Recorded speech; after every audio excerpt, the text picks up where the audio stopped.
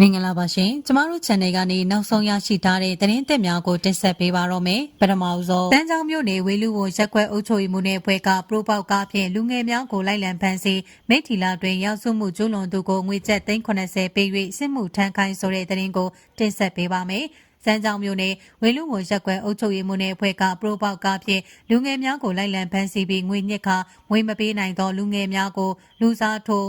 စစ်မှုရန်ဖြင့်ရောင်းစားနေကြောင်းဖမ်းဆီးခံလူငယ်တချို့၏ဆွေမျိုးများနဲ့ဒေသပြည်သူများကပြောဆိုပါရယ်အော်တိုဘာလ10ရက်နေ့ည9:15မိနစ်အချိန်ကြီးမြင့်တိုင်းမြို့နယ်နဲ့စင်လန်းနဲ့စမ်းချောင်းမြို့နယ်ဝေလူဝန်တရာကြားမှာအသက်20ကျော်အရွယ်လူငယ်တို့ကိုဝေလူဝန်ရက်ကွက်အုပ်ချုပ်ရေးမှုနယ်အဖွဲ့ကအတင်းကျပ်ဖမ်းဆီးပြီးပရိုပေါက်ကားပေါ်ဆွဲတင်သွားကြောင်းရှင်းတော့ဝေလူဝန်ရက်ကွက်အုပ်ချုပ်ရေးမှုရှုံးတို့ခေါ်ဆောင်သွားခဲ့ကြောင်းရင်းခဲ့သူလူငယ်များကိုဝေလူဝန်ရက်ကွက်အုပ်ချုပ်ရေးမှုရှုံးနဲ့အဖွဲ့က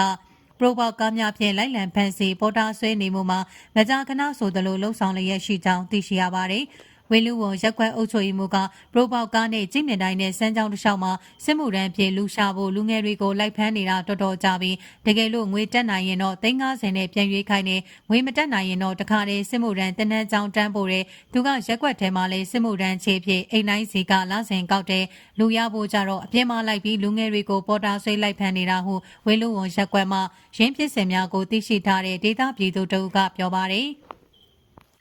အဆိုပါဝေလူဝရက်ကွက်အုပ်ချုပ်ရေးမှုမှာလေးလမ်းမှာနေထိုင်ပြီးစစ်မှုရန်ဖြင့်လူငယ်များကိုပေါ်တာဆွဲဖမ်းဆီးရမှာလူစားထိုးငွေညှစ်ရရှိသောငွေကြေးများကိုအုပ်ချုပ်ရေးမှုနှင့်အဖွဲ့များကခွဲဝေရယူကြကြောင်းစမ်းချောင်းမြို့နယ်ထွေအုပ်နှင့်ရဲတပ်ဖွဲ့ကလည်းစစ်မှုရန်လူငယ်များပုံမှန်ရရှိရေးအတွက်အုပ်ချုပ်ရေးမှု၏ပေါ်တာဆွဲဖမ်းဆီးငွေညှစ်မှုများကိုသိရှိတော်လဲတစုံတရာအရေးယူမှုမရှိကြောင်းသိရှိရပါသည်အလားတူမိထီလာမြို့နယ်ကြောက်ဖြူကုန်းအုပ်စုအုပ်ချုပ်ရေးမှုဝင်းမြင့်ကျော်ကရာဇဝမှုများကျူးလွန်နေသည့်အင်းပလက်ကျေးရွာသားကျော်စိုးလင်းခေါ်ဖားကြီးကိုငွေကျပ်380ပေး၍စစ်မှုရန်လူစားတို့ဖြင့်ဝယ်ယူပြီးစစ်တပ်အတွင်းသို့ပို့ဆောင်လိုက်ကြောင်းသိရှိရပါသည်အင်းပလက်ကျေးရွာသားကျော်စိုးလင်းခေါ်ဖားကြီးမှာမူရစ်စေဝါရောင်းဝယ်ခြင်းဆိုင်ကယ်များခိုးယူခြင်းတို့ကြောင့်အလို့ရှိနေသောရာဇဝသားတဦးဖြစ်တော်လဲစစ်မှုရန်အဖြစ်380ပေးကအောက်တိုဘာလ18ရက်နေ့မိထီလာ113တပ်ကိုပို့ဆောင်လိုက်ကြောင်းသိရပါသည်ဖားကြီးကမူရစ်စေရောင်းနေဆိုင်ကယ်ခိုးတယ်အဲ့ဒါကိုရေးယူပေးဖို့အုပ်ကြီးဝင်းမြင့်ကျော်ကိုတိုင်တာကြတာတိုင်ထားကြတာအုပ်ကြီးနဲ့ဖားကြီးကညီကိုတဝမ်းခွဲတော်တယ်